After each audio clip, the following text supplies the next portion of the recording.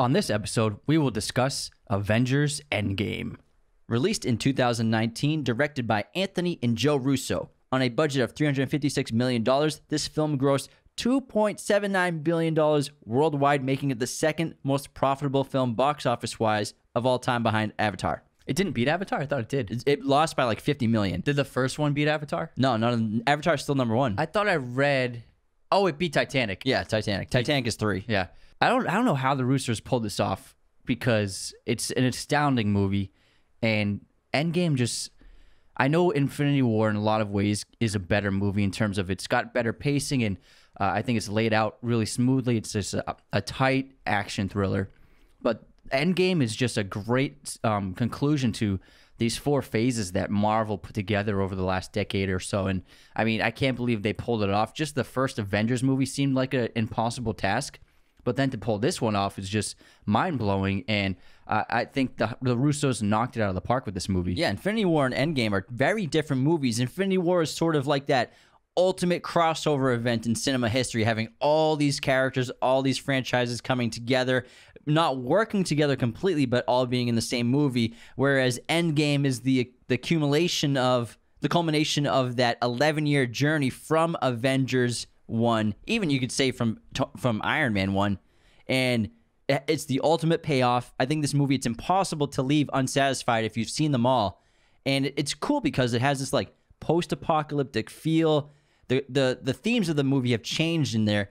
They're mostly what I see are grief, pain, loss, guilt, and redemption are like the main themes of this film, and I really love it. It's a dark opening like the other one, and it opens with, Clint's family fading away, and I think that's smart because it grounds the trauma of what's happened in the universe for the audience to emotionally connect, other than showing, like, they could show all these other planets and universes and galaxies and what's happening to other beings, but they just do it with Clint and his family. The best way to support Raiders of the Lost Podcast is to become a patron at RaidersOfTheLostPodcast.com. Patrons get perks like messages, personalized videos, daily posts, podcast schedules, and top-tier patrons get a monthly shout-out on the podcast, as well as all patrons get entered into monthly giveaways. Head on over to our new website, RaidersOfTheLostPodcast.com, to check out all of our sources of content, our merch, our apparel, our custom movie posters, and you can also become a patron there. Be sure to follow on Spotify, Apple Podcasts, wherever you listen to podcasts, and subscribe on YouTube if you're watching. It's a great prologue to the movie, and that was originally going to be in the first film, Infinity War. They were supposed to show, they were going to show Clint's scene while in that montage of everyone getting dusted, but the Russos thought it wouldn't really make sense because you hadn't seen Clint at all in the film. So then they wisely changed it to make it the prologue opening of this film, and it really works because I think, what was it, a year between these releases, so it had been a while, and to just be reminded of the cost of Thanos' actions on someone that we know and love, I think was a really smart way to open this film. And this movie has, I feel like this movie just is a harken back to like the fun 80s and 70s action movies and sci-fi flicks. Like, it's just like it even references a lot of great pop culture films, and it's just a fun sci-fi ridiculous time travel story, which I thought was really refreshing for it. Yeah, and it doesn't have the ticking clock, you could say, that Infinity War has, where they're trying to stop Thanos from collecting these stones. That's a great point. Yeah, there is a ticking clock in terms of like when they're going back in time and they have to quickly get the stones before these events happen, but it's not the same feeling in terms of we have to get this accomplished by the end of the movie, whereas there's very deep and dark beats in this movie. Like the opening, obviously, it's un-Avengers, like where they open with, it has Iron Man and Nebula floating away and they're saved by Captain Marvel, but then they have this assassination of Thanos, which is very un-Avengers, to just basically be Hitman in a way and just to chop his head off. We never really seen them act that way before, and then it just ends and goes into black, and then 5 years later. So there are significant beats in this film that slow it down tremendously. You're right, because the ticking clock in Infinity War is its strength, because it seems as though the entire plot of Infinity War happens within a few hours. This is just like unrelenting, and that's its strength of how quickly it moves, but it moves really effortlessly through the storyline. But in terms of Endgame, it's well over 5 years worth of time spent in the story, and so it's a huge difference in terms of the ticking clock doesn't start until the second half of the film once they get going. And when they do get going and they do travel through time, I thought it was so fun how they revisited previous scenes from the older films. Like, I love the sequence when Tony is sneaking around his own building while he's watching the original Avengers scene when the Avengers are talking to Loki, and he's like sneaking around the corridors. And I just love that aspect of revisiting previous situations, like Cap fights Cap, and you have a callback to that elevator fight scene. It's not the same elevator, but it harkens back to that great moment of Cap fighting those guys in the elevator in Winter Soldier. And I really love Tony getting to see his father again since his death and having a pleasant conversation. So there are a lot of things that they put into this film when they travel back in time that I really loved in this film. Yeah, and I like that too. It's like nostalgia at the same time while you're watching it. And Infinity War, obviously, Thanos is the lead character of that story for sure, and it follows and highlights his philosophy. It builds empathy for the audience for him, and as we try to see the justification of his actions and his supposed destiny that he's fulfilling. And also it shows that Thanos is a clearly superior being. They can't stop him, even though they're all together by the end of the movie. And that snap, it ends friendships, ends relationships that Marvel's been building for decades. And after Marvel achieved like all these emotional connections for the audience, they make us watch it end between all of them. And all these characters are dealing with grief. They're dealing with loss and pain. And they're eventually working towards their hopeful redemption. And on top of that, what I thought was really smart with the producers and Russos is they eliminated the second and third phase and fourth phase Avengers. This is just the OG Avengers. Except for a couple, like Rocket, Nebula. They still needed the connection to the galaxy, so they kept those. But for the most part, the main squad is it. It's just the original 6 from the first 2 Avengers movies. And I really love that because it's like it started with those 6. And so this phase should end with these 6. So I thought it was really great. And I love all the new characters, but just having the old characters, there is already an element of nostalgia towards them because, I mean, you don't say we grew up watching Iron Man, but he was the first 2 Marvel movies. So it's great to see those 6 be in charge of the story in this one. Yeah, and the thing with this movie is when they open it up and they kill Thanos, like when you're watching it, you're like, oh, they're going to go to Thanos and they're going to try to figure it out. They're going to get all the stones, but Thanos is unguarded. He's exposed. He's just hanging out collecting fruit and like building pots of soup in his little cabin, chilling. And he's a wreck. He looks like half his body is burned to pieces. It's burned to ash. And they just take him out. And after they learn that he used the stones to destroy the stones, and it's like the first time watching a Marvel movie where you, as an audience member, you feel like hope is completely lost. They've lost. They can't change the past. The fate is done. Nothing they can do can bring back all those people they've lost. And then it's again that dark cut to black 5 years later, and everyone's grieving. The survivors are the phase 1 plus Ant-Man. Scott eventually comes out of the quantum realm, then Nebula and Rocket. And Captain Marvel hangs out for a bit, but she's helps kill Thanos, but then she bounces because she has a lot to do in the universe.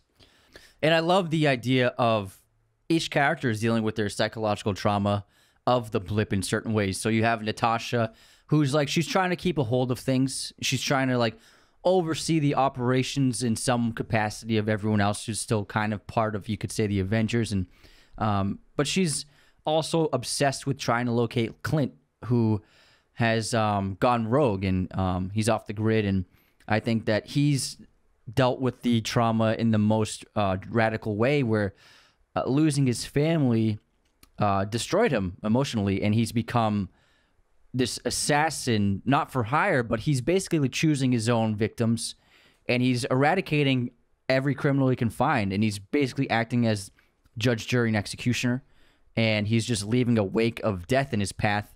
And I think it was so fascinating, Clint's storyline in this film, because he's always been a very moral guy and a moral man, but to see the lengths to which he's turned to in this film was really enthralling. Plus, he's got that haircut, the new one. What do you call that? Mock crop? Or I have no idea. It's like it's the high end, the high fade one. Mohawk? Yeah, I mean, he's got great hair, so he could pull it off. But yeah, you're right. Natasha, she's like sort of like the leader of what's left of the Avengers, but she's taken the failure hard including Clint. And you can tell that she's having trouble getting over the loss of her friends, as well as the billions on Earth, not to mention the trillions around the universe. And you can clearly tell visually because she seems like a bit of a wreck holding it together, but also her natural roots have grown in clearly for about 5 years worth, so she hasn't even dyed her hair. It looks like she probably hasn't even left the office in 5 years, and she's barely eating that peanut butter sandwich, so you can tell that it's taking... She used the good peanut butter, by the way. Yeah, it is good peanut butter. It's taking a toll on her, and it's taking a toll on everyone because Endgame shows the transformation of these characters who've now have to deal with their greatest character flaws that we've been watching through the years, which is now... It's had the most impossibly dire consequences that they could ever imagine. I mean, whether it be Thor's arrogance, Tony's narcissism, Cap's stubbornness, Bruce's lack of control, these weaknesses of the characters has led to the destruction of half the life on Earth because they couldn't stop Thanos. And speaking of Tony, Tony's basically quit the Avengers, it seems. He's basically on his own with Pepper and their daughter in the middle of nowhere. He's left his lab, he's left his company, and he doesn't even want to help them initially when they come up with the sort of time travel quantum realm idea. And he doesn't want to lose what he's got because he's saying that he has a second chance. Before we continue with this episode, we have some breaking news, and this important PSA is brought to you by our friends at Manscaped.com, and this is the service announcement you've been waiting for. Manscaped and their engineering team has confirmed that they've successfully created the Lawnmower 4.0 trimmer, which is now available for purchase in the USA and Canada. Use our coupon code Raiders of the Lost at checkout at Manscaped.com to get 20% off and free shipping with our coupon code. We're the first people in the world to get our hands on the 4.0 trimmer, and I'm telling you, somehow it blows the 3.0 out of the water. Manscaped does it with all of their products. Their deodorizers, their t-shirts, their boxer briefs are super comfortable. If it's your first time shopping from Manscaped.com, I highly recommend their performance packages. That's what they send us like every couple months. It's got the trimmers, it's got deodorizers, boxer briefs, cologne. It's got all sorts of stuff that you need inside of there. So check out their performance packages with our coupon code Raiders of the Lost. That way you don't have to buy all the products individually, and it reduces the price. And what he means by that is he's worried that if they go back in time and fix everything, maybe his daughter won't survive the change. And so he definitely has a strong motivation to not do that. But I really love, like you said, the opening sequence where he's floating through space with Nebula, and he's obviously starving, and malnutrition has set in and eroded his body, and he's extremely emaciated. And it's incredible CGI what they pulled off, because if you look closely in that scene after he returns to the Avengers and he's on like an IV, he looks like his body is 100 years old, like elderly and so emaciated and skinny. And they achieved that effect through CGI, and it really looked incredible. And it adds a lot to understand, like, this guy spent 3 weeks without eating, and he looks like it. You know what I mean? And Tony's going through emotional turmoil and resentment, and he's dealing with resentment towards Cap because Cap wasn't there when he needed him. And I think that Tony feels that if Cap was with him when he went to face Thanos, they probably would have stood a much better chance of defeating him, and probably could have if Cap was there, but because of the events of Civil War, he wasn't there. He was on his own. Yeah, and this is a character arc that's lasted for 11 years now, these two characters, and you could say they're the two most important, or the two leaders of the Avengers, or have been for the last decade, and they're two characters that are even more connected than just the last 11 years of movies, because Tony's father, Howard Stark, was present during the process where Steve Rogers underwent the order to become America's first super soldier after receiving the super soldier serum from Dr. Abraham Erskine. Erskine, yeah, that sounds German, Yeah. right? So Stanley Tucci. So their connection and their storylines together, it actually goes back to the 40s in a way. So to watch them fight, or you've been watching them fight for basically 3 movies at this point, and it's finally taken, it seems like, its final toll. And eventually Tony understands that he kind of comes out of the blip thinking he's lucky he got away with his life. Pepper's okay, and he wants to start his second chance at life. Whereas in Cap, he's kind of taken this mindset where he still wants to help people, because that's his biggest calling in life, is to help people. And he becomes basically a group therapist in a way, helping people cope with their problems and the loss of life. He's trying to help people move on from their past and from the blip, and he's actually, ironically, still, his past is still weighing heavy on him, especially his old flame. And what's interesting about the blip is it seemed to have eliminated threats that the Avengers likely would have had to battle, because it seems as though Tony, Steve, Thor, Rhodes, like they haven't really been doing much, because there isn't much to do, because so many beings lost their lives with the blip. And I know Captain Marvel and Rocket and them are doing things here and there, but it seems as though the threats that used to face Earth, they're not present anymore. So I think that a lot of the Avengers have lost their purpose and lost their meaning. And like Steve's trying to still convey his meaning in life and what he loves to do by still trying to help each others. But you have characters like Thor who have just completely gone off the wrong end of the spectrum. And both a combination of hilarity and tragedy is Fat Thor. That's what I have in my notes too. Fat Thor. I put everyone else their name. I put Fat Thor. So did I. I just have Fat Thor right here. And Fat Thor is easily the funniest thing in the entire film, and one of the funniest parts of all the Marvel movies. And Chris Hemsworth, I think it was his idea to do Fat Thor, and it was so much fun. It's great to see, because it's a play on, the typical idea of Chris Hemsworth of being like this perfect, jacked, physical specimen Thor in real life. Yeah, but then to see him in a fat suit is just endlessly funny. And it's a fat suit. It's not CGI, and it's not real fat. It's a suit. Yeah, because they were filming like they would film Endgame scenes and then film an Infinity War scene here and there, so they had to bounce around. But the thing with Thor is he's refusing to deal with the loss in his life. He's refusing to deal with his failure, his inability to stop Thanos. Yeah, he's taken the failure of not stopping Thanos harder than anyone, you could argue, and he solely blames himself for Thanos' success, because he had the opportunity to kill him. But again, like we talked about in the Infinity War episode, he let his arrogance get the better of him.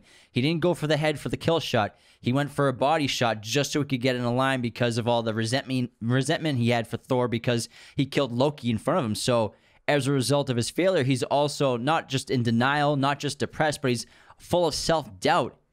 And it takes the conversation with his mother later on when him and Rocket go to Asgard. It's only the conversation with his mother that fills him with confidence again and makes him worthy of the hammer again, which is just a great scene in general. I love when he defends Korg and talks to his bully on the Fortnite stream.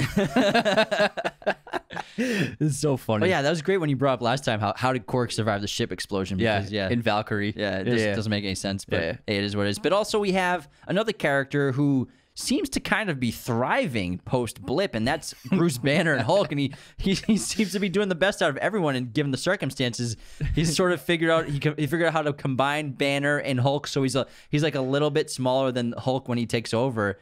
But he has like a fan base with kids, and he takes photos and dabs. Green. Be green. It's so funny when they're at the diner and the kids ask for a photo. Then Ant-Man's like, "Hey, you want a photo with me?" They're like, yeah." Banner's like, "Go on, yeah, they want a photo with you. They would love to." And then the kid's like, "Yeah, we'll do it if it makes him feel better." Yeah, man. Scott's like, "Forget about it." So it's kind of interesting that Hulk, he's just like happy-go-lucky in a way, which is, it's funny, it works, but also I feel like he should be having some emotional trauma, which comes up later when Natasha dies. Obviously, he starts to show that side of him, but he might seem a little too positive for me.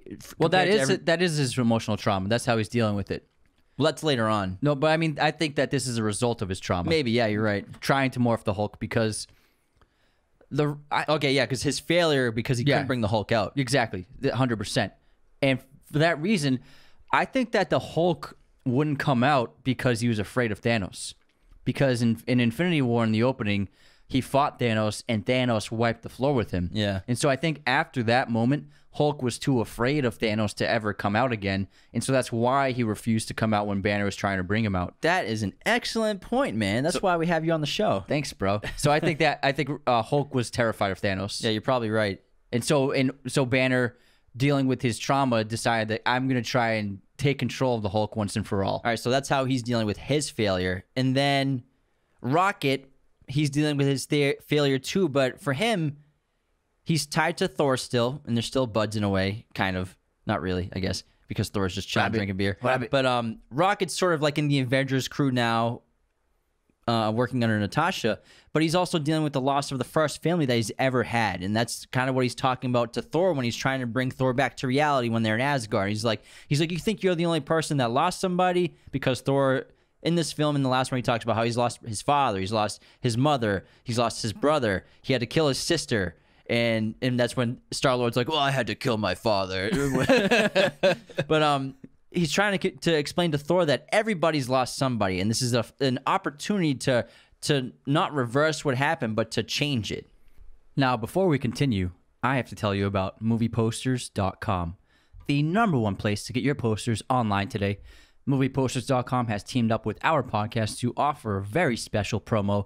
Use the coupon code Raiders15, again, Raiders15 at movieposters.com to get 15% off your order today.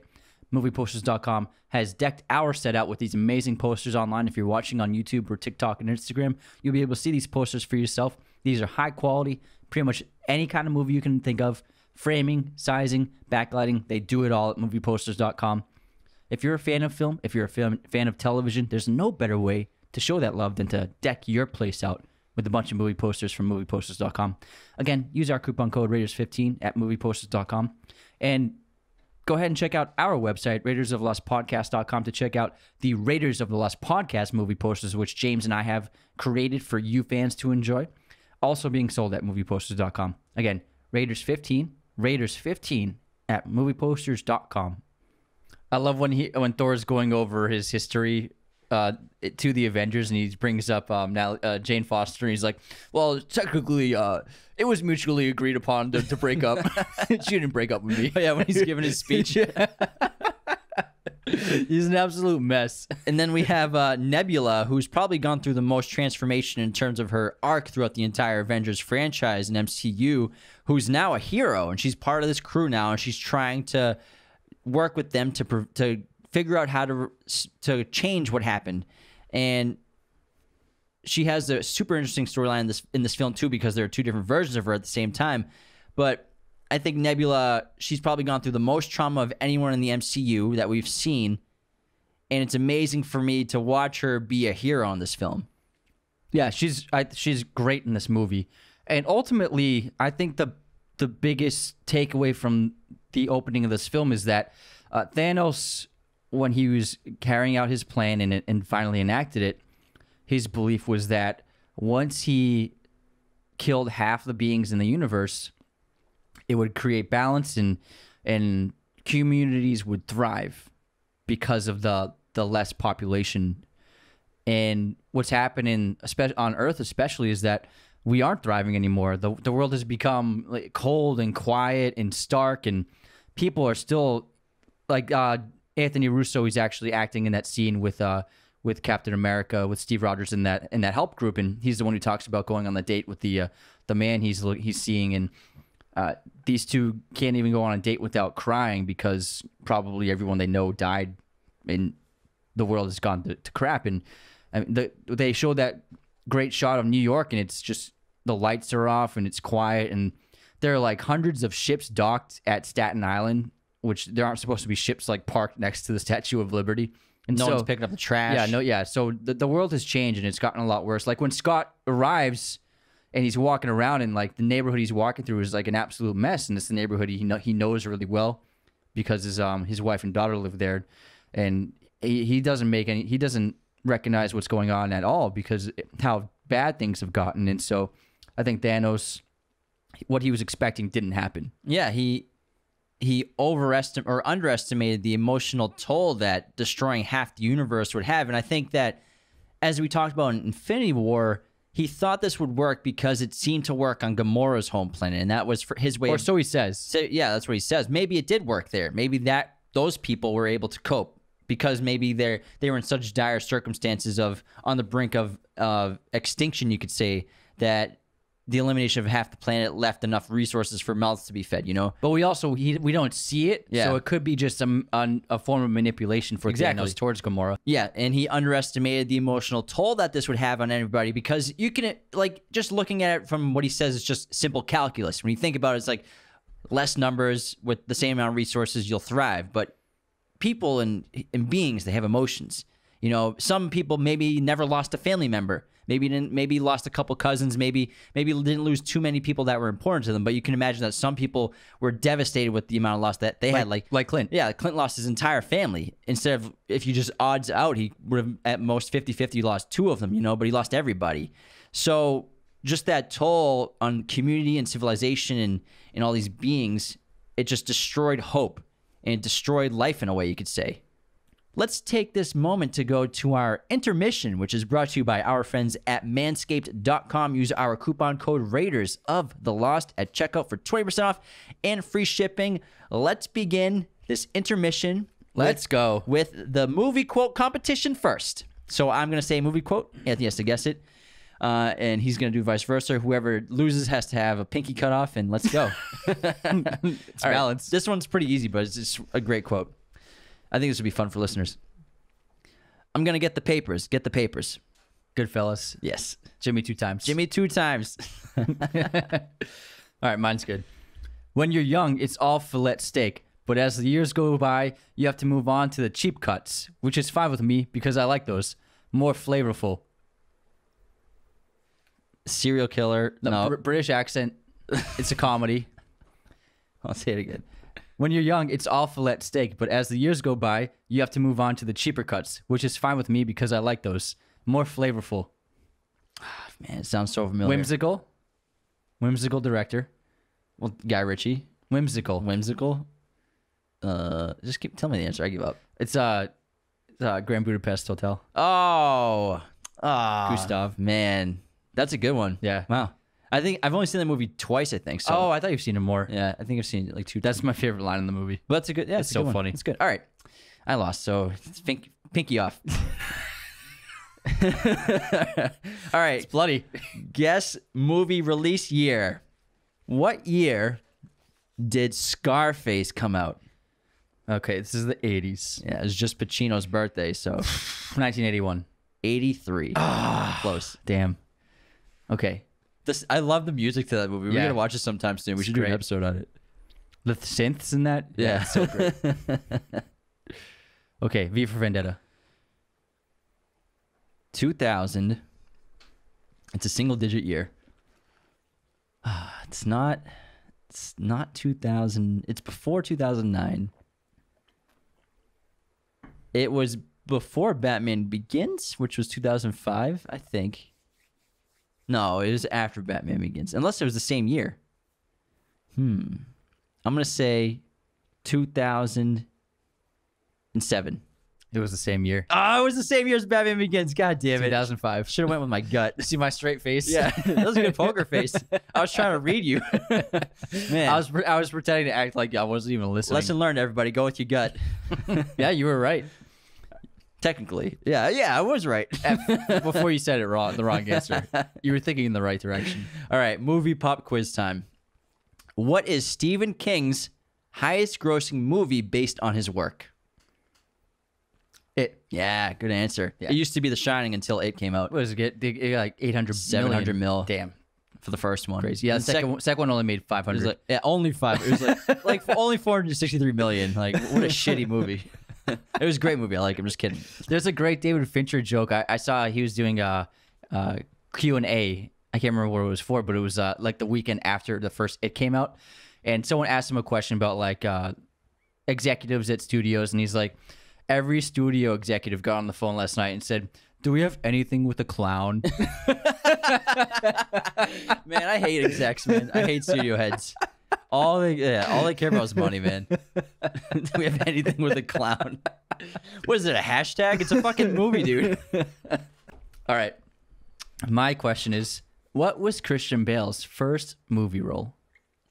Oh, what's the Spielberg film? Yep. Something of the some Empire of the Sun. That's right. Yeah. Ding, ding, ding, ding. Got it. I think hands down the greatest child performance of all time by one of the greatest actors of all time. It's pretty damn good. Yeah, he's awesome. He's awesome. He's only in like it. 11. He's in the entire movie is him. No, I think he's like 9. He acts by himself in a lot of that movie too, which is great. 2.5 hours mostly Christian Bale as the little kid, and it's a drama, but he's great. Yeah. Joe Pantoliano's in it too. So is Ben Stiller's in it. He's got a little cameo in it. It's a really good movie. Yeah. Oh yeah, it's Spielberg kid. Spielberg kid. That was a good round. Good job, guys. Yeah, it's fun. let's get back into Avengers Endgame. And so we basically have just gone over all the characters and what they're dealing with post-blip and their trauma and what their lives are like in this basically post-apocalyptic universe now. And things start to change when Scott, aka Ant-Man, comes out of the quantum realm in that van, which that rat just kind of triggers the machine back on, which is super interesting because according to the world, he's been gone for 5 years and he was assumed dead. And the Russos did a great job by purposely not having him in the first film, Infinity War, just like with Clint. And then when he comes out of the quantum realm, he was only in there for 5 minutes, so he experienced time completely differently. Yeah, because in Ant-Man 2, Ant-Man and the Wasp was supposed to pull him out of the quantum realm, but the blip happened and she dusted, so he got stuck in there. And who would have thought that Paul Rudd would become the most important character in the Avengers universe? He's huge in this movie. He's like, it wouldn't happen if it wasn't for Ant-Man. Like, Scott Lang is the most important character in this movie. Yeah. And it's Paul Rudd. Like, if you told me 5 years ago Paul Rudd would be the vital character in the Avengers, like, conclusion, I'd be like, what? Even when he got cast as Ant-Man. Same before he got cast. Yeah. Like, what? Paul Rudd? Yeah, because it's a great concept, and I love Paul Rudd. He's a great actor. I love him. But Love like him to when you death. see him with like Downey and Cap and with Chris Evans, it's like kind of weird at first, but it works really well. And But it he plays on that because, especially the way he talks to Captain America. Yeah. Like, so in Civil War, when he meets Cap, he goes, what does he say? He mixes it up. He's like, hi. He says, "Hi, Scott. I'm Captain America," or something like that. Yeah, he reverses the names. Yeah, and then in this one, he's about to go in for the test, and he's like, "That's right, Captain America." He's like a little kid. He always calls him just Captain America, never Steve. So yeah, he's like a little kid to Cap, which is so funny. But he comes up with this plan of time heist because it's not. I wouldn't say it's time travel. I think that they try to describe it to like Quantum realm travel. Yeah, it's different because they're not like reversing time. They're just going into the quantum realm and exiting at a different point, which puts them at a different point in their timeline. Because I think this film would have so many grandfather paradoxes, which means like how if I went back in time and killed my grandfather, how could I do that if my grandfather died in that timeline? So what they're doing is, I think they're explaining that by saying it's not reversing time. You're just coming out at a different point in this reality, so you're not creating a new reality. Well, Banner comes up with the way of preventing the grandfather paradox by happening when he speaks to Tilda Swinton's character, the Ancient One. Yeah, the Sorcerer Supreme. No, that's Doctor Strange. She's the Ancient One. No, but it's 2014, so Okay. she's the current Sorcerer Supreme. You idiot! Jeez, have you even seen this movie? I thought that she was just the Ancient One in general. Anyways, No, yeah, but at that time when Banner talks to her, sorry, it's in the past. there's a lot of things keep up with 2014. Marvel. There's a ton of stuff. Yeah, Someone's gonna be like, I excuse. can't believe you didn't know that she was the Sorcerer Supreme. Unsubscribed.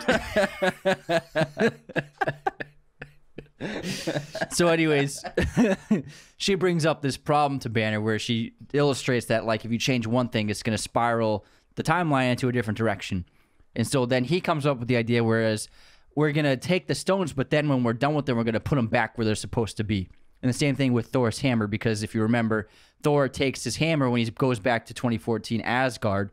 And then when you look at the end of Endgame, when Cap goes back in time to put the stones back in place, he has the hammer with him because he's returning the hammer. And so Cap, at the end of Endgame, he returns all the stones to the place where they were just taken. So it was as if nothing ever happened. And so that way they eliminated the grandfather paradox. That's right. Yeah, I had that, and I was gonna say that. Oh, I'm sure you were. Yeah, I was. I have it in bold. Yeah. I have it in bold. Trust me. I'm sure it's a different color font too. Is it red? Yellow background? No. But still, you can say that like, there are grandfather paradoxes despite that, in a way. Yeah. But it's fun. Just don't think about it like that. But the plan is a time heist, is what Scott likes to call it. And they're going to go back in time, you could say, go through the quantum realm to release at different points with 3 different teams to achieve the goal of getting all 6 of the Infinity Stones from all the different locations that they can trace them back to and bring them back to their current timeline. So the first group is Tony, Cap, Bruce, and Scott. And they're going to New York 2012, which is the scene of Avengers 1. And there are 3 stones in New York at this time. There's the Space Stone inside the Tesseract, the Mind Stone inside Loki's scepter, and the Time Stone, which is at the Sanctum Sanctorium. And Hulk gets the Time Stone by revealing to the Sorcerer Supreme that Strange gave it to Thanos willingly. Cap gets Loki's scepter when he fights himself. You know, that's America's ass. And Tony and Scott, they fail at getting the Space Stone, which leads to Loki stealing it and disappearing. But then they go back in time again through the quantum realm to 1970, improvising to New Jersey to steal it from Tony's father's lab, as well as more Pym particles from Pym in his lab to travel in the quantum realm again. I love the de-aging effect of Michael Douglas. It looked really good. It looked fantastic. Yeah, it looked like it was really him. And I love how they have the old school Ant-Man helmet in his little office because he's like acting as the earliest form of Ant-Man back then. Yeah, super fun. They should have grabbed some more of those Pym particles. I mean, I feel like I know he told. Well, I guess you don't want to take them. You don't want to take too many. Yeah. And I really loved Tony interacting with his father because he's always had unresolved issues with Howard. Because Howard died when he was so young. He didn't really ever get to know him. Howard was tough on him, and I think he just never felt like he connected to Howard when he was growing up. And to have that moment with Howard, I think is so important to Tony's character. And I really adored that exchange they had. Yeah, I think for him, it gave him so much closure about his relationship with his father. Because ultimately, he learns that his father wanted nothing but the best for Tony, and he wanted to protect him and wanted to make sure that he'd be prepared in life. And for him, you know, he reveals that his father was even harder on him in this scene. So you can imagine what his father was like to him. So. And Howard, there are signs in the Iron Man movies of Howard showing how much he loved him, like leaving the equation and that Super 8 film speaking to him. Yeah, he left his entire work to Tony. Yeah, leaving his work to him. So he always did love Tony, but I think what he says to Tony in this film is that, or Tony says it to him like no amount of money can buy more time. Yeah. So that's Howard's biggest flaw. And also in this moment in 1970 at Camp Lehigh, Cap, aka Steve Rogers, sees Peggy, and this obviously is a catalyst for him realizing that he wished he could have time back with her again. And I think that if he didn't see Peggy in this mission, if he didn't go back into 1970s, he probably wouldn't have chosen to go back to live a life with her at the end of the film when he goes back to return all the Infinity Stones and Thor's hammer. So in a way, not only did it give closure to Tony, but it gave a life purpose to Cap outside of being a superhero. Yeah, I agree. I think if he didn't see Peggy, he wouldn't have had the desire to stay and live in that era. And Cap's story of returning the stones will be its own movie. Yeah, that'd be cool. It's super cool just to think of him traveling to all these different times and locations and returning the stones to the proper places. And I'm sure Chris Evans won't make another Marvel film, but it's a great movie on its own part. Yeah, I'm sure they won't film a movie of it. I bet that they could make a comic book out of it, or like a cartoon or a CGI version, animated. Yeah, film. I'd love to see something about it. I think it'd be really cool. Yeah, I bet they make a comic about it. The other parts of the mission include Thor and Rocket going to Asgard in 2013, where Thor and Rocket have to extract the ether from Jane. And this is a great scene for Thor, or mission for Thor, because as we talked about earlier, this is where he stumbles upon his mother, and this is the day that his mother dies back in, is it Thor 2, I think, right? Yeah. So Thor is still full of self-doubt. He's trying to go get the ale or the wine in the basement of the castle. But and Rocket's trying to talk sense into him, but he disappears and he goes and finds his mother. And his mother is the one who obviously knows that it's not him, really. It's him from a different time because she's a witch, or she was raised by witches. Yeah. And I love when she's like, eat a salad. But through his conversation with his mother, he gets confidence back and he becomes worthy, and Rocket extracts the ether from Natalie Portman's Jane, which I would have loved to see on camera. That must have been hysterical. Well, they used deleted scenes and deleted footage, never used footage from Thor: The Dark World of Natalie Portman. She didn't actually film for this movie. She did a little voiceover of a couple of the lines you hear, but otherwise all the footage is from The Dark World, and they edited Rocket into it. That's pretty cool. Yeah. Well, I'm super excited to see her in the new Thor movie. That movie's gonna be stacked. It's gonna be awesome. Crazy. So they get the ether from Jane, and then on Morag in 2014, Nebula and Rhodes are on a mission to get the Power Stone before Peter Quill gets it. So this is the scene in the opening of Guardians 1 where Peter's just dancing around.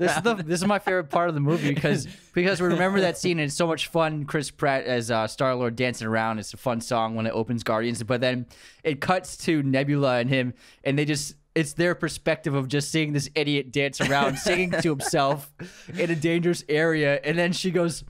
And then Rhodey goes, so he's an idiot. She's like, yes. The funniest part of the movie. And so they knock him out, and then Rhodes and Nebula extract the orb, and Rhodes is able to go back through the quantum leap to get back to the present timeline. However, Nebula's frozen because her network syncs with the Nebula that's into 2014 as well. But before we get to that, the other stone mission is on Vormir, and this is where Clint and Natasha, they showed up on Morag with Nebula and Rhodes, but then they take another ship to go to Vormir, and this is where they have to get the Soul Stone, and Natasha has to sacrifice herself to get the Soul Stone after they battle of who's gonna die.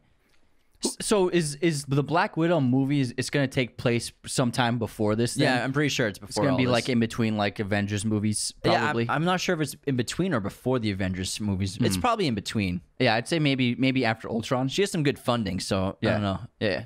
Yeah, I'm curious. So it'll probably be after Ultron, I would guess. Probably something like that. And so, in order to get the Power Stone, like we said, Rhodes takes it and goes away. But what happens now is the biggest turning point of the film where you think they're going to succeed. They're going to get the stones. They got them all back in the present timeline. And you can even say that they do get all the stones in the present timeline. But because Nebula's computer syncs with the Nebula at this time, which at the time was working for Thanos, she's frozen, and then she gets caught by Thanos eventually when she goes back to the ship. And this is how Thanos, in 2014, before he has any of the stones, discovers the plot of the Avengers trying to go back in time to get the stones after he successfully achieved his destiny of getting the stones and then wiping out half the universe. It's really cool because this movie shows the contrast of how characters change over time. Like Nebula is a great example of, like you said earlier, she is a hero and part of the Avengers now, essentially. But in 2014, she's still devoted to Thanos and a supervillain. So I love the showing of contrasts between who people were in 2014 and who people were during the Endgame timeline. Yeah, and Gamora's also there. And Gamora in 2014, yes, was still working for Thanos loyally, but she, as we learned, was always looking for a way to betray Thanos to get out of her situation. Yeah, if you think about it, this is days before this is like the day before the Guardians encounter. Yeah, when she fights Star-Lord. Yeah, so this is right before. Yeah, she goes to get the orb from Star-Lord, and Nebula knows this. The present day Nebula knows this, and that's why while she's being captured, she's trying to talk to Gamora like you want to leave him, or this is what you want out of your life. But of course, the Nebula of 2014 is still evil in a way. She's still wicked, and that's when Thanos cleverly sends her back forwards in time to the present day to just throw a wrench in everything in it, and to begin his preparations of him traveling through time. Yeah, it's a really genius plot by Thanos, and it shows like they showed Thanos is once again a great villain, but in a much different way. And he's kind of like we already know everything about him, and now it's great to see him just carry out this new plan of his. And with Gamora, I love that we got to see her again because I thought she wouldn't show up, obviously because we know they were going to time travel in this film, and I love that scene during the epic battle when she runs into Quill, and he goes up to her and he's like, Gamora, and he's like, I thought I lost you, and she like knees him in the balls, and then Gamora goes to Nebula, she's like, this is the one, and Nebula's like, yes. She's like, it was between that or a tree. Yeah, between that or a tree. I love it. But Thanos is such a different character in this movie compared to Infinity War because, like you said, we've been building up to Thanos. We learned so much about him, and we empathize with him and what he was doing. He seemed to have purpose with his destiny, and in a way, it made sense in a psychotic way to restore order in a way. I just said way too many times. But in the first film, you could compare him to like Judeo-Christian teachings of God, where God's trying to restore the planet with stories of like Noah and his ark, or the plagues trying to fix the imbalance on Earth. But Thanos, after he realizes that his plan to create balance has failed in the sense that those who survived could never let go of the loss and pain that they have felt and refused to flourish like he wants them to, he diverts his plan to now destroy the entire universe and build a new one, a grateful one. And so now the stakes are the highest they could ever be. Because first it was he's going to wipe out half the galaxy. Now he's going to wipe out everything in the universe. And so the stakes somehow got raised.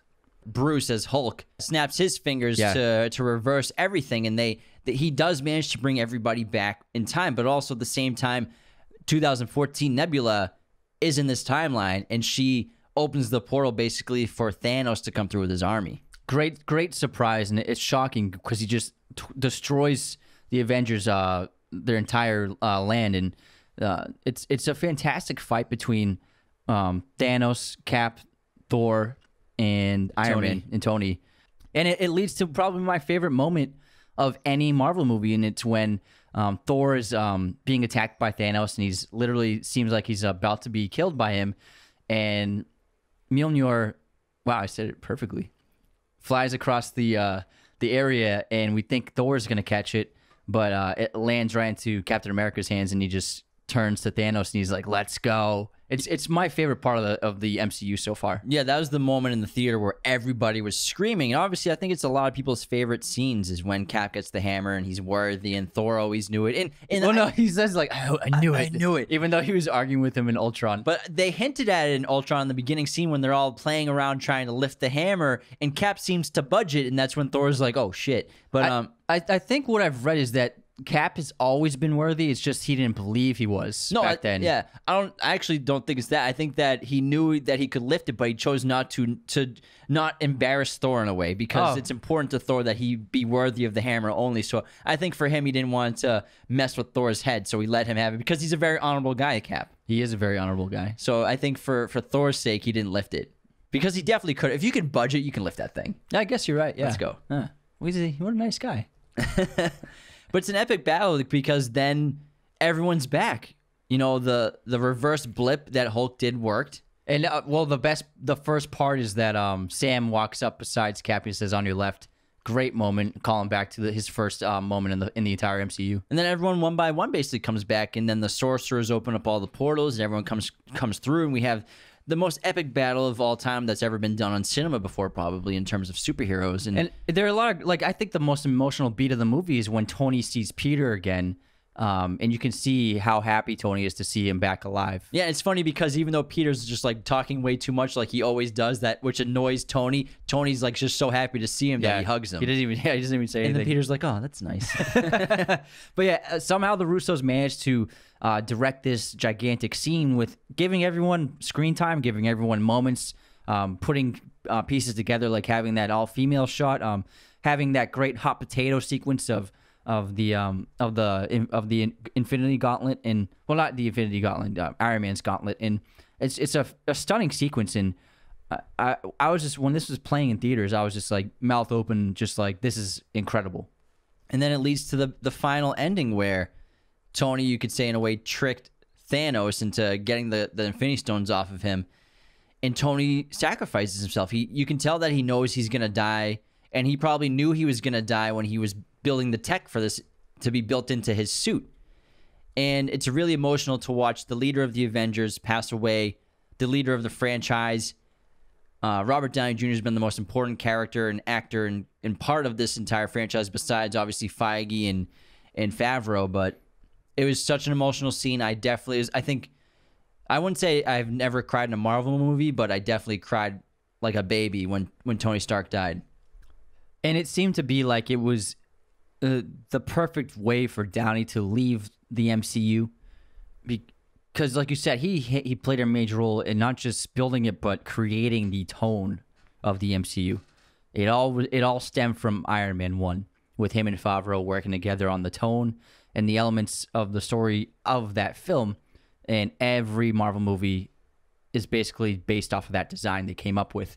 And people often, I feel like we all thought maybe Cap would die too. But I think there's a reason why Cap doesn't die, and a reason why Tony does die, because Cap shows from the moment we meet him in the first Captain America movie, he's willing to sacrifice himself for the greater good. right from the get-go. I mean, he shows that multiple times in the first film. Even before his powers. Yeah, even before his powers. So he's always been willing to sacrifice himself. And so for him to go through a real full transformation, he needs to find something to live for and a reason to not sacrifice himself and not to die. Whereas Tony, it wasn't until Avengers that he tries to sacrifice himself to save New York. But he obviously, we all know, started out as a selfish, arrogant person who's just trying to gather as much wealth and power and success and have as much fun in life as he could.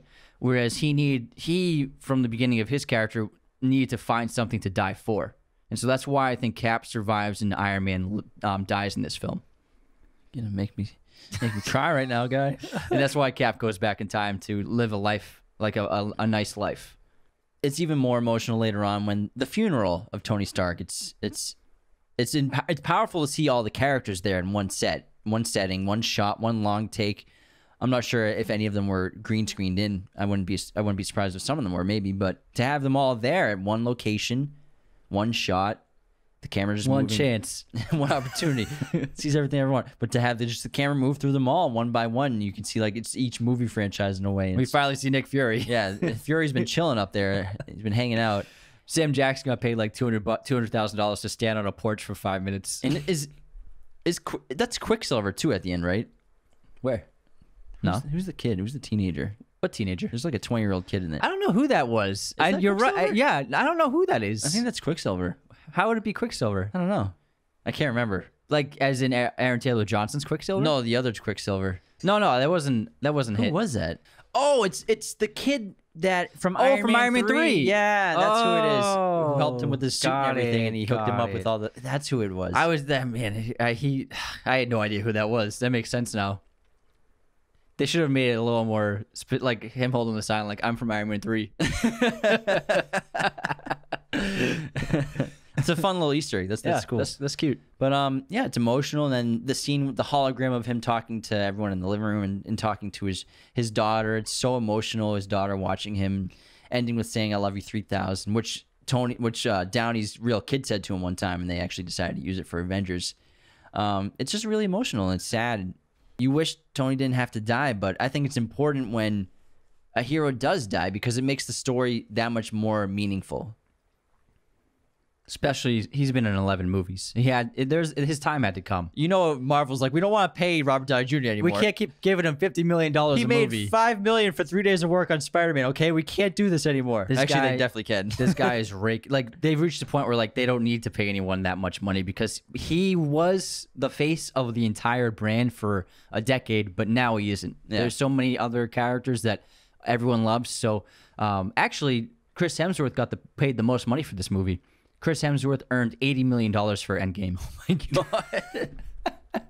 It's absurd, right? I think Downey got $50 million. It's the first time anyone made more than Downey. Yeah, but how much did he get for Infinity War? I'm guessing around $80 million. Yeah, so I bet you he ended up making more out of both movies combined. Yeah. Which is just insane, the amount of money they made. But hey, when your movies make almost $3 billion and you're the lead, that's what you can get. All right, let's do some superlatives, unless you want something else to bring up. Superlatives it is. All right, who's the MVP of this movie? Tony Stark. Absolutely, it's Tony Stark for sure. Yeah, Downey has a great performance. He has the most emotional transformation, and the conclusion of his story arc and his character arc is just perfect. Yeah, I also put Downey as best actor because this is, I think, so did I, his best performance in the franchise outside of Iron Man 1 for sure. Yeah. Best scene, the final battle, without a doubt. It's epic. Yeah. For me, it's similar to what I chose in Infinity War. It's Natasha sacrificing herself for the Soul Stone because I think it's the most powerful scene in the movie where an Avenger sacrifices themselves knowing they'll never be able to come back. It's a permanent change. It's a permanent death. The stones won't bring her back even though Banner tries to. But it's a good conclusion to her character. And it kind of flips on its head the guy always sacrificing himself in the movie, and now it's a female character sacrificing herself for the greater good of the film and the storyline. And I think it's a great moment where I love the part where both Clint and Natasha are battling each other to be the one to die for the Soul Stone to try to save the universe. And so I think it's the most powerful scene in the movie besides the ending. It's a great scene. of Tony dying. But yeah, I love that scene. Man, both Soulstone scenes. Yeah, I think Soulstone scenes. That's a tongue twister. Soulstone scenes. I couldn't even say it. Say it fast. No, I'm good. Soulstone scenes. You can't say it. It's tough. Yeah, but both are full of both those scenes are the ultimate sacrifice. No, it's great. All right, best shot. I'm gonna say Cap lifting Thor's hammer when it comes to him. Yeah, I said the same thing when he catches the hammer. Best line. I'm Iron Man. I am Iron Man. Yeah. Most underrated aspect. I'm gonna say it's the CGI because I think everyone just forgets how good it is because it's just it's the Avengers, but like It's crazy. It's absurdly good in this movie. Like Thanos, of course, is phenomenal, but every aspect of the CGI in this movie, it just blows my mind every time. I'd say just the practicality of filming that final battle. It's so gigantic. There are so many moving parts, so many lead characters and actors, like movie stars. Like there's more than a dozen of them. And I just think that being able to pull that off, making it easy to follow, making it have its own story, I think they really pulled off a stunning sequence with that film. That is a scheduling nightmare. Yeah. To get all of them together for the crazy. different parts over the, I don't know how many months that took They to must film. have booked these actors like 3 years in advance, Probably. to seal the weeks of shooting they had, because like these are A-list actors, like they're all working, so they had to have hooked in for at least these 3 months for a long time ahead of schedule. Oh, and just back on CGI, I think the best aspect of the CGI in this movie is the Quantum Realm suits, the white ones. Those aren't suits; that's CGI. That's how good it is in this movie. Yeah, the costume design department, they didn't have enough time to actually finish the design, because not only do they have to design it, they have to fit the actors, they have to find the materials and build them and like make prototypes and adjustments. And so these movies were shot so quickly that they just ran out of time, and so they just had the design and the afterwards. And so the Avengers actually just wore their normal suits, whatever their suit would be, and then they CGI'd those white suits on for the entire film. Yeah, it takes a lot of time to get this That's stuff done. crazy. Like even a suit in the Batman movies, you think it's like, oh, they'll do it in a couple weeks. That takes months, maybe even years to make those suits, just to come up with the designs and everything. I also think that Alan Silvestri's music in this is great. It's the best of all the Avengers movies, because we talk about in the other Avengers and Marvel films how most of them, the music, it sounds the same. They hit the same beats in a way, and they have kind of a blueprint. But I think Silvestri did a great job with this one and had a little more freedom, because I think the best one of all the movies, all in the MCU, is Winter Soldier. I love that score so much because it's so different from everything else. But I think Silvestri did a great job with this one. Yeah, it's fantastic. Faults with this movie? Faults. Well, I'll go first. I know it's a superhero movie, but I feel like it'd be cool if, like, the countries of Earth, they had a right to fight this battle too, and obviously that'd kind of be impossible to do. But I think it would have been cool to have like Earth's armies fighting with the Avengers together and working in solidarity for the first time. But I mean, how do you do that? I mean, you need fire jets and tanks and nuclear bombs and stuff like that. So it's obviously That'd be cool, though. But it'd be cool to just have like some squadrons of like China and America and England and all these other countries, so that everyone gets to represent Earth in a way. That was cool. My one fault is that I thought, so I love Fat Thor, but I thought that he would be able to like slim him down. Like, you know how he can put his outfit on with the lightning and braid his beard? I thought that like when he shot down the lightning on himself to transform his suit, he was gonna like transform his body into like a strong physique again. But then he was still big. So I was like, oh man, that would have been cool if he like transformed to like his former self. Yeah. I would say that the first maybe couple times of this movie, I thought Fat Thor was hysterical and so funny for like the first half of the movie. Then I thought the same thing. I thought that he'd like do like a superhero workout and like just burn it all off in like a minute. But I think the more and more times I've seen this movie, I accept it, and I think it's just fine at this point. Yeah. It's okay, but it's just part of the character. You could say where he still is just. It's not until he gets this, he lights himself up, ready to fight, that he's ready to accept his redemption in a way. So maybe it takes him that entire time to get the confidence back, and it's not until he's back on Asgard where he talks to his mom to get his confidence back, and he's still worthy. So I think it took that time for him to want to fight again. Yeah, good point. So why would he do some crunches? Want to do some trivia? Yes. Marvel fans started a petition trying to get Robert Downey Jr. nominated for the Best Actor Oscar this year. The year this movie came out, not just for this movie because he only has like 18 minutes of screen time, but for his whole body of work as Tony Stark. And I understand the sentiment, and I understand that fans love him so much in Iron Man and Tony Stark so much, but that's just not how the awards work. You can't like nominate someone for 10 years worth of work. You can get an honorary Oscar as an artist, but I think that like some people need to accept, like, you know what, people aren't going to get nominated for Oscars in superhero movies, at least not yet. It's not something that is likely to happen unless you're playing a villain in a dark film. Heath Ledger, yeah. But for something like this, especially because he only has like under 20 minutes of screen time, he's not going to get nominated. So I understand what they were trying to do, but I think it was a little just like wanting too much. You know what I mean? Avengers Endgame was so successful that it reached $1 billion during its opening weekend in theaters. The first movie to ever do this. Thanos has actually always been Iron Man's arch enemy in the Marvel comic books universe, and he was actually the first villain he was the first Iron Man villain back in 1973. All right, that wraps our episode on Avengers Endgame. And so we finished up the last two films of the Avengers MCU, concluding the phases 1 through 4, I think, right? Yes. Thank you, everyone, for tuning in. Be sure to follow us on Spotify, Apple Podcasts, wherever you listen, and follow us and subscribe on YouTube if you want to watch our show, and hit us up on Patreon, become a patron, get those awesome perks, and thank you so much for tuning in wherever you are. Thank you for watching Raiders of the Lost podcast. Hit that subscribe button and notification bell. Listen to the audio format of Raiders of the Lost podcast on Spotify, Apple Podcasts, Google Podcasts, and wherever you listen to podcasts. New episodes every Monday and Thursday. Support us on Patreon at patreon.com/Raiders of the Lost podcast.